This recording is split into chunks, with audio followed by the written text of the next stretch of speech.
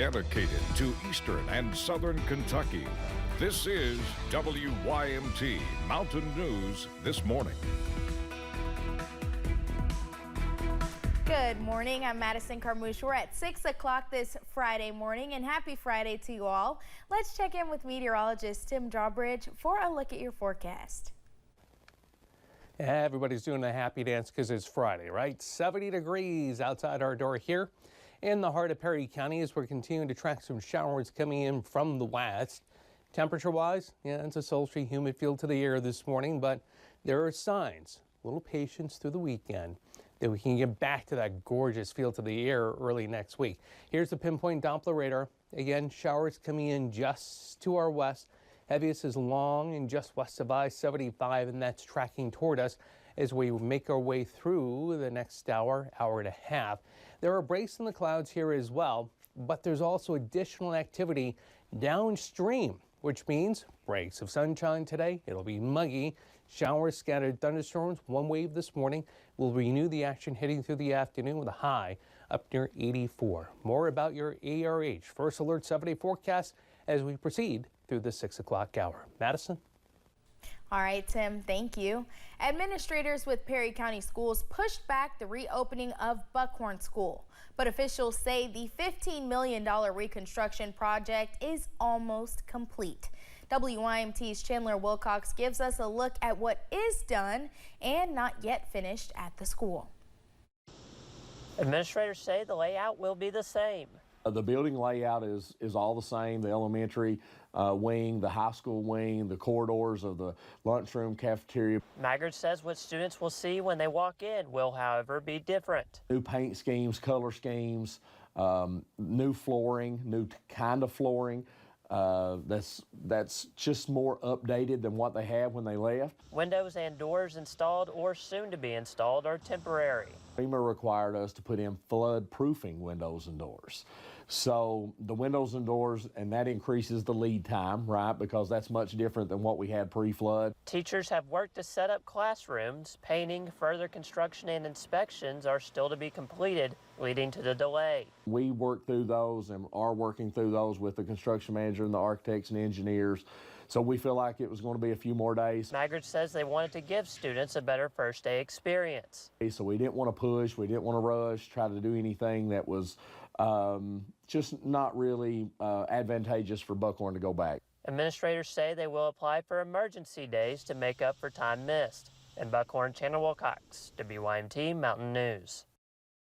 School will now start on August 26th for Buckhorn students. Jody Maggard says FEMA will be paying 75% of the cost for the project. The state will pay 12% and the school district will pay the rest.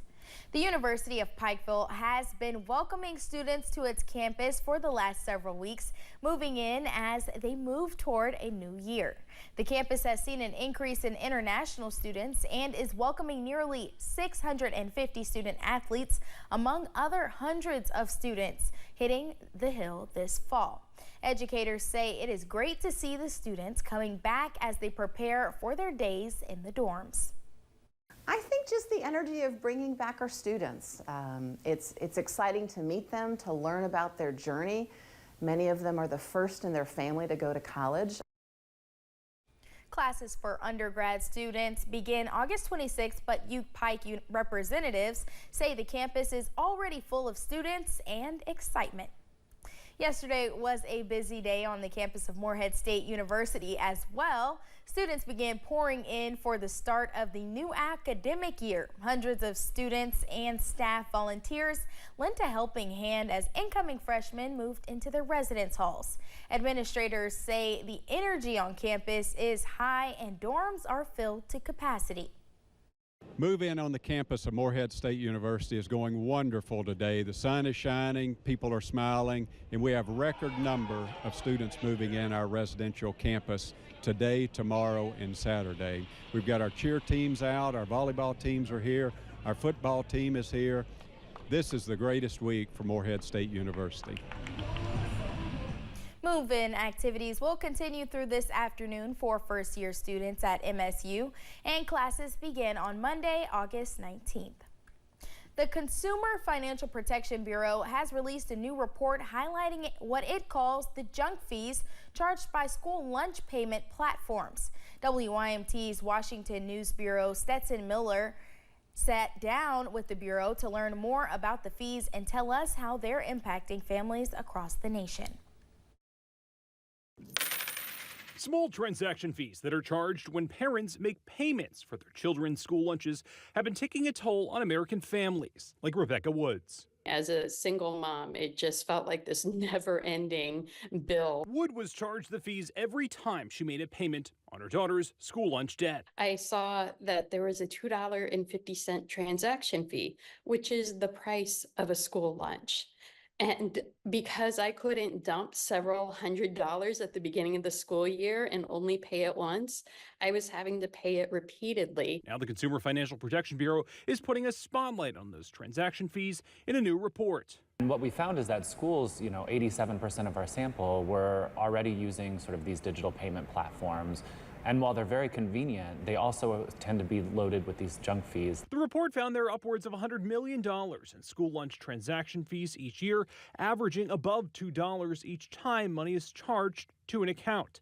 Fee-free payment options are required by law, but they're not well advertised, says the agency. We're hopeful what this report does is it spurs school districts to make that a little bit more clear in their communications to families and that families are aware of it, and really put school districts in a position where they can negotiate with these payment processors to reduce fees over the long run. Wood is glad to see that these fees are being looked into, saying reducing or eliminating them could make a big difference for families like hers. These are predatory, and they prey on the people who need the money the most in their pockets. In Washington, I'm Stetson Miller. Starting this weekend, some Kentucky real estate practices will change. The National Association of Realtors reached an agreement in March. It will end legal action taken up by home sellers about brokers. Starting Saturday, all realtors must enter into a buyer-broker agreement with any potential buyers. This will help lay out how realtors will be paid and how much. It must be done before any talks about buying a home. As a buyer, you're going to get to interview your agents and find a fit for you. Not everybody fits. So you get to do that. Just that process is what's going to be different for the consumer right off the bat. Individual brokerages can have their own agreements, or they can use the one crafted by Kentucky Realtors. People can still attend open houses without an agreement to view homes for sale, but they must enter into a buyer-broker agreement to begin purchase discussions or to view the home privately.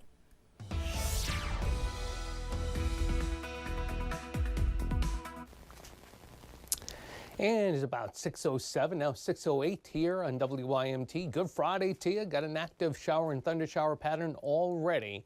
And yes, some of those heavier bursts of rain have pushed in and around Manchester, right along the Hal Rogers. A few showers extending now into western portions of Breathitt County. But the heaviest again is still along and west of 75. So as you check out the bus stop forecast right now in Hazard, we are 70. Calm wind, cloudy skies. As we head through the next couple of hours, yeah, it's one of those mornings where you're probably going to be standing on the porch, have the umbrella, but also remember, if you hear thunder, there's lightning present. It's not only something to think about this morning at the bus stop, but this afternoon for all of the interscholastic sports activities, the football, the soccer practices, track and field, yada, yada, yada. Forecast high in Hazard up to 84 this afternoon. Any improvements on this for the weekend, we'll let you know. Your WYMT First Alert 7-day forecast is coming up in just a few moments. Madison? Thanks, Tim, and thank you for joining us on Mountain News this morning. More news is on the way. When we return, a new program in the region is hoping to inspire the next generation of pilots.